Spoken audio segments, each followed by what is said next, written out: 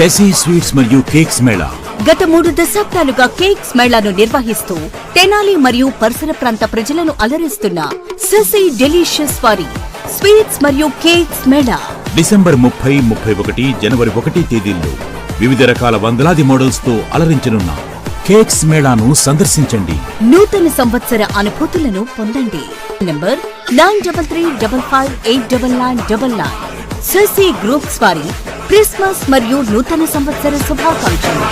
Main మన Tenali town లో మనకు మెయిన్ హెల్మెట్ వేసుకోవట్లేదండి. ఇప్పుడు జనరల్ గా ఇదంతా ఏదో మన వాట్సాప్ నాలెడ్జ్ లాగా కమిషనరేట్ లో హెల్మెట్ వేసుకోకూడదు అనేది ఒక రూల్ ఉందని చెప్తున్నారు. బట్ వీళ్ళకు అంతే వాట్సాప్ ని ఫాలో అవుతున్నట్టున్నారు. బట్ హెల్మెట్ వేసుకుంటే వాళ్ళకే మంచిది అనే ఒక చిన్న ఆలోచన పబ్లిక్ రావాలి. కాబట్టి ఖచ్చితంగా ప్రతి ఒక్కళ్ళు హెల్మెట్ వేసుకోవాలి. హెల్మెట్ వేర్ చేయడం వల్ల వాళ్ళకే ఉపయోగము. ఎందుకంటే ఏ టైంలో ఎక్కడ యాక్సిడెంట్ ఎలా ఇన్సిడెంట్ అవుతుంది అనేది ఎవరికి తెలియదు. యాక్సిడెంట్ అంటేనే అన్ఎక్స్పెక్టెడ్ గా జరిగే ఒక ఇన్సిడెంట్. సో ప్లీజ్ ప్రతి ఒక్కళ్ళు హెల్మెట్ ధరించాలి, ప్రాణాన్ని రక్షణ పొందాలి. ప్రధానంగా చూసుకుంటే కొన్ని డ్రంక్ అండ్ డ్రైవ్ కేసులు కూడా గుర్తిస్తా ఉన్నారు. వారికి మీరు ఎటువంటి సూచనలు చేస్తా ఉన్నారు? ఇప్పుడు ఈ డ్రంక్ అండ్ డ్రైవ్ అనేది కామన్ గా జరుగుతుందండి. కాకపోతే రేర్ గా జరుగుతుంది. 10 o'clock తర్వాత ఎక్కువ జరుగుతుంది. ఇప్పుడు అందరూ ఒక గమనించాల్సిన విషయం ఏమంటే మాక్సిమం యాక్సిడెంట్ అయ్యేది మెయిన్ ఈ మ్యాన్ మిస్టేక్ అంటే హ్యూమన్ మిస్టేక్ వల్ల అవుతుంది. అది మందు తాగడం వల్ల మన బండి కంట్రోల్ కాక మన నర్వస్ సిస్టమ్ సరిగా డ్యామేజ్ అయ్యి యాక్సిడెంట్ అయ్యే అవకాశం ఉంది. కాబట్టి ఈ ఎక్కువ యాక్సిడెంట్ జరిగేది ఈ డ్రంక్ అండ్ డ్రైవ్ వల్ల జరుగుతుంది. కాబట్టి దయచేసి మన తెనాలి పట్టణంలో ప్రజలు